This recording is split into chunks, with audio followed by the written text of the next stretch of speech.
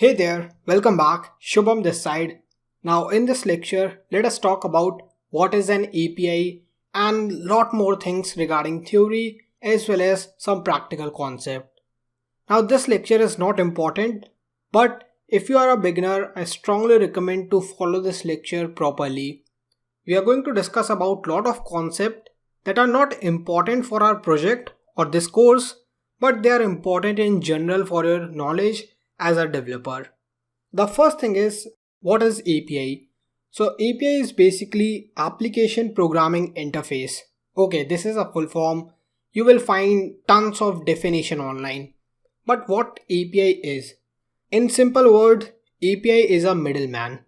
So whenever we have different projects, now these projects can be different application. Whenever we have different application, we need something to connect both of them. And to connect both of them, we have API. Now I'm going to take general example so you will have better understanding of each concept. Suppose you are using Uber, and if you are aware about this, Uber utilizes maps, Google Maps. How they are connected? They are connected through APIs. That's where this middleman come into picture. Now this middleman is important, this API part is important. This middleman not only help us to connect two different projects, two different separate projects. Here, if I talk about Uber as well as Google Map, these two are two different projects. But this API also help us to work as a middleman for our own application. Maybe we have a website and a mobile app. So if we want to connect both of them, we can utilize this through API. There are a lot of theory that we are going to talk about, but this is a basic example or a basic definition to API. And I strongly recommend everyone to learn about this, that refer API as the middleman. Now the formal definition will help you to understand about its full form as well as that how this work as a middleman between two applications to talk with each other. So this is a basic definition. Now the next thing is some real life example. So till now you understood, okay, this is a middleman, but how I can generalize this? Let's take a real life example with restaurants. So if you have ever visited a restaurant, maybe for dinner, for lunch, you are basically the client. So you are the client, you are going to send some order for food, or you are going to order something for lunch, dinner, whatever you want. And then we have some kitchen where food is cooked. So we are going to call this as server. So we have this kitchen, or you can call this as server. Now API is actually our waiter or someone who is the middleman. API is going to take your request, send this request, send this data. Okay, you ordered some soup, maybe you ordered something else, and you send this request to your API. Now API is going to take this request to the kitchen, and then kitchen is going to prepare your food, send the food with API in the form of a response, and then API get back to you and bring you the food. Then API maybe just get into the kitchen server, get the bill, bring the bill to you, take the money from you, get back to kitchen. So all of this data, all of this talking, all of this transition is done between client and server through API. That is our middleman. I know this is a silly example, pretty basic example, but if you are a beginner, this example is going to help you a lot to generalize things in future also. So this is one part, this is the basic part of API, that it's a middleman that help us to connect two projects, two application or two services. But what type of API we have? So at currently we have three type of API. The first one is private, the second one is partnered, and the third one is public. Now all three are important, and if you are working on a big business, if you are working on a big company, chances are you are going to work on all of three. And I'm going to take three examples as well for three different sections. The first one is private. Now what exactly is private API? I will be talking about this in a minute, but just refer this within organization. The second thing is partner API. Now when we design some content, when we design API specifically for our business partners, specifically maybe for certain groups, At that point of time, we refer to as partner API. You can call this as business. Now the third one is public API. So when everyone is allowed to register as a user and access the content, access the data, this is known as public API. So any third party application is allowed to register and access this. And I will take example of all three. Just remember we have three types: private, partner and public. Let's talk about private. So if I jump onto the private API, suppose I have my own logics, I have created all the functions, all my requirement, and I have a proper database, I have user registered. Initially what I did is I created this backend with my Django REST framework. Let me call this as DRF, Django REST framework. Python, Django, everything is used, and maybe I'm using database as SQLite or maybe MySQL. So everything is working fine. Now here I'm going to create a website. This website is connected to my backend and this is my database. Everything is working fine. But maybe I want to create a desktop application or maybe Android application or iOS application. Now with these type of requirement, we don't create backend again and again for each requirement. What we do is we utilize our API. At currently our website is connected with our backend through this API. Similarly, we will follow with our iOS app, with our Android app, and with our desktop application. What we did is we create our API inside our own organization and then we connected them according to our requirement. There are chances that our Android application is in React Native and maybe our desktop application is using Electron or maybe something else for our iOS application, maybe Flutter. So in this way, we have created backend with the help of Python, Django and Django REST framework. We are using a database, but for different application, we created different front ends. So in this way, we are only using single backend and through API we are connected. Now I know at this point of time you might not understand this, but as we move forward with the course you will realize how we are going to utilize API. Now there are few important things that you need to understand. When we talk about this API connection, we follow one single language which is JSON. Either you can use XML or JSON to send request as well as response. So we are going to follow JSON.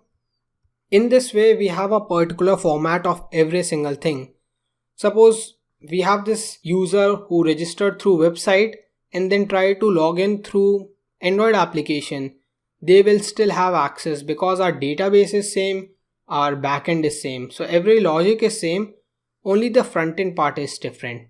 So what usually happen is they send a request, they get a response. Now with response, they also get few other things. They get status code, they get formatting and all the other things that we are sending. We'll be talking about them later. So either we use JSON or XML. We are going to follow JSON, so don't worry. So this was example of private. Why? Suppose I created my own website, shubhamsharda.com or maybe unwildlearning.com.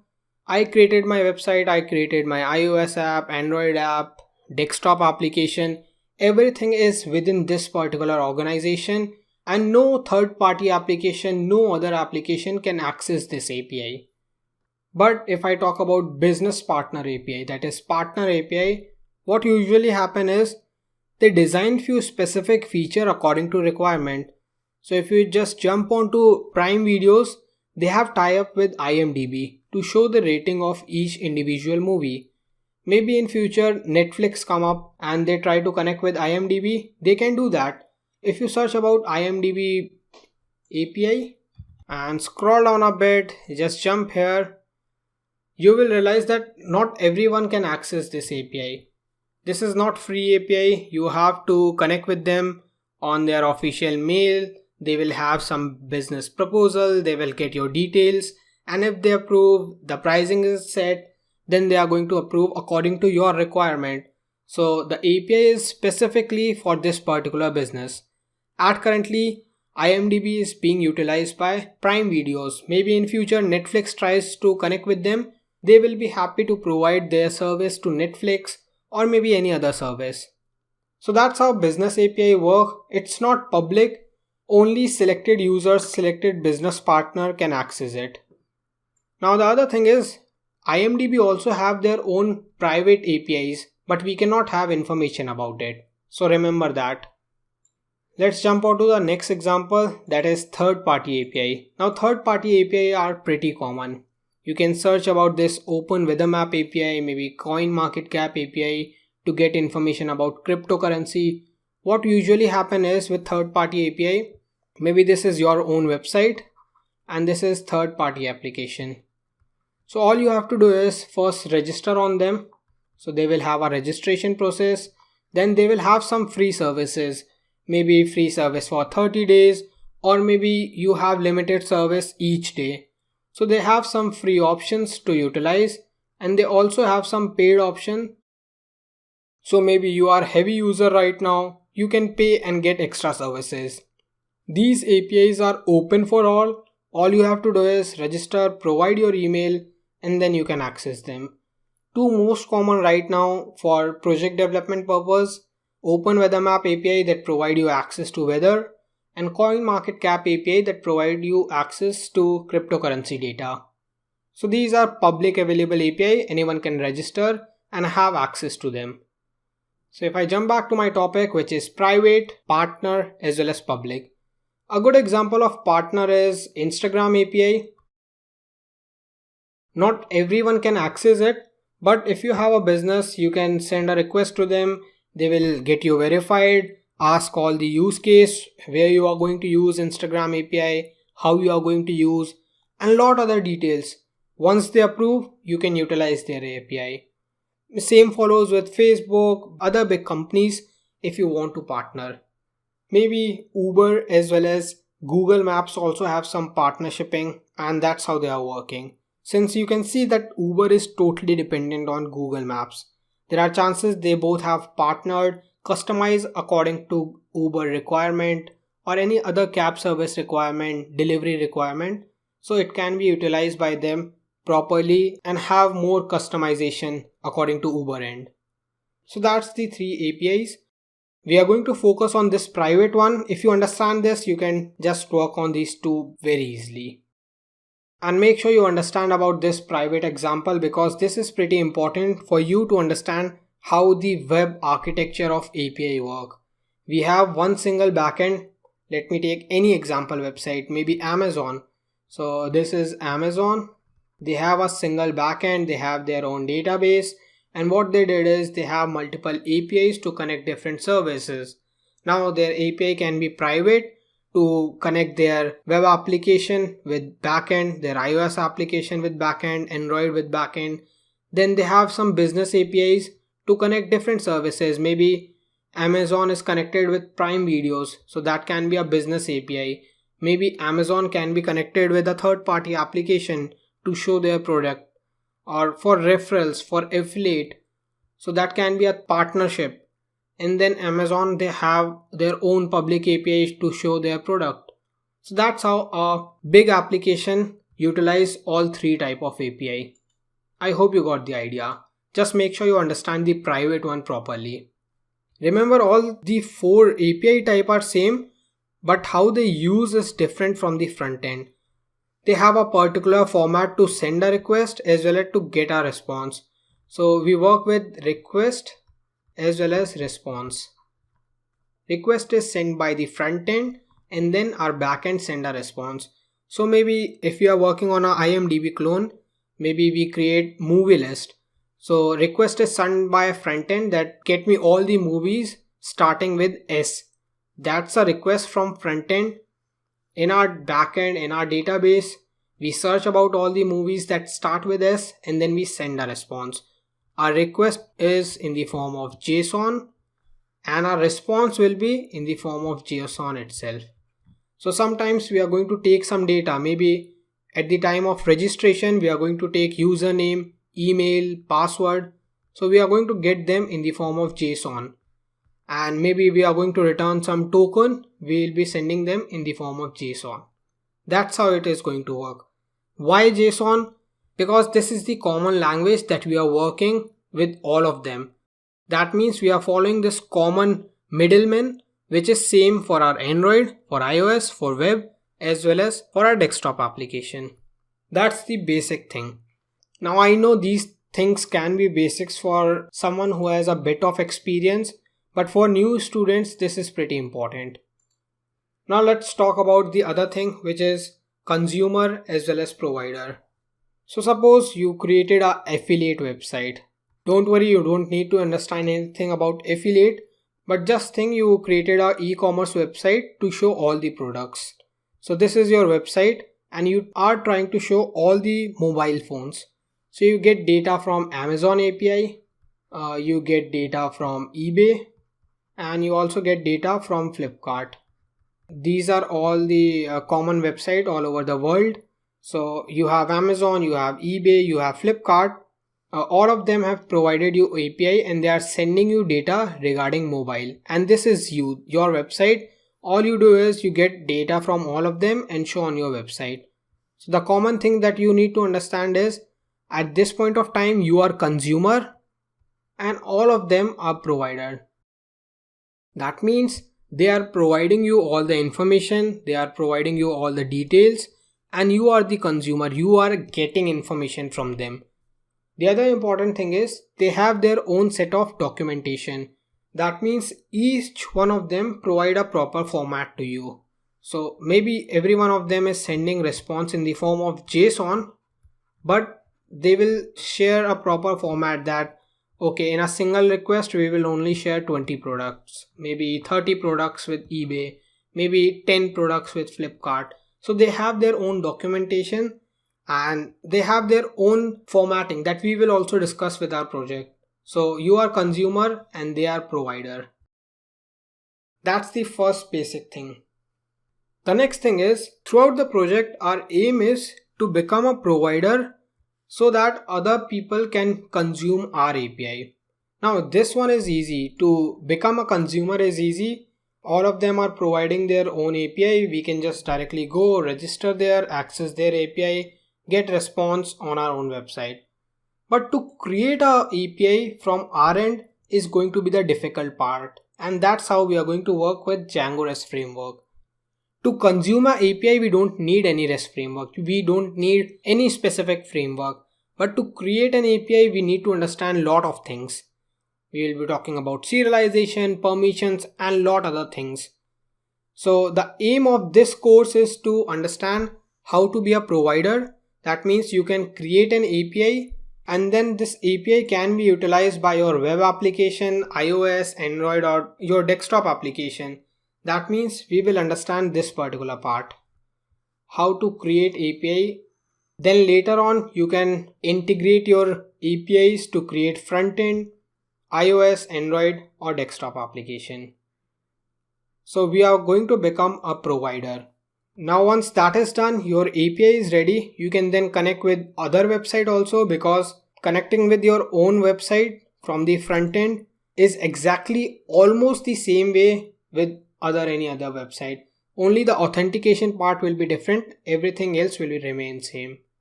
We will discuss about this during the course. So that's the first motive. The second thing we need to discuss is the basics of URL, or maybe I can call this as URL structure. We are going to talk about this again in the next lecture, but let's talk about basics right now.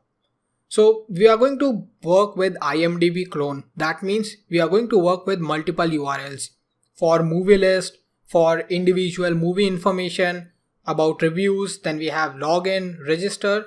So we are going to work with multiple links.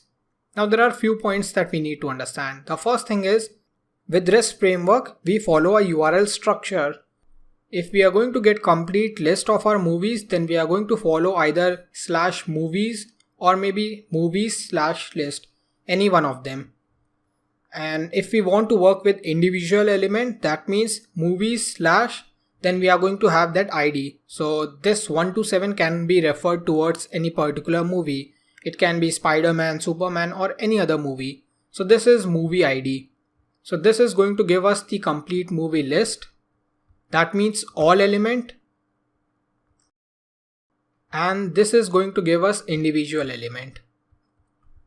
Then we have slash reviews. That means for this individual movie, I need to get all the reviews. So if this is Spider-Man, then I'm going to get all the reviews regarding this particular movie. So this is going to return us list about this particular movie. Then we have this parameter limit equals to 20. That means I need only 20 reviews for this movie. So we are going to design these structure of URLs, and these are pretty important, especially this one and this one. Now the next thing is, when we are working with multiple URLs, we have some common part and some uncommon part. So the common part is known as base URL. So this is the common part here till this point. So this is the common part and we call this as base URL. And then this remaining part, this part is known as endpoint. So if I mark this, this is our endpoint. So if I say what is the endpoint to get complete movie list, this is going to be this one. So slash movies. And if I talk about the endpoint to get individual element, then it is going to be this one, slash movies slash then the individual element ID. So this is basic structure that you should be informed about. So we have endpoint and then we have base URL and then we have these type of structure. We will be talking about this again in the next lecture to talk about different type of methods that we are going to work. This lecture was specifically dedicated to API and some basic concept. API is middlemen that help us to connect either two different projects or our own project, that is our front end as well as back end, or maybe two different projects like Uber as well as Google Map. So there are a lot of possibilities. You can only understand things when we start implementing. I hope this lecture was helpful and now you have basic idea about API. The important thing that you need to understand is we send a request, we get some response, everything is done in the form of a single particular language, which is JSON, that we are going to utilize to communicate, or you can use XML. JSON is the most common one. The other thing you need to understand is about the endpoints, which is pretty important. So if I say I need to send a request for login, I'm going to send a request to this endpoint. For registration, I'm going to send a request to this endpoint. So these things are important. The next thing is, whenever we work with responses, we follow codes, HTTP codes. I will be discussing about these 2 or 3 factors in the next lecture to understand our status code as well as the architecture. I hope this basic lecture was helpful. Thank you for following and I see you guys in the next one.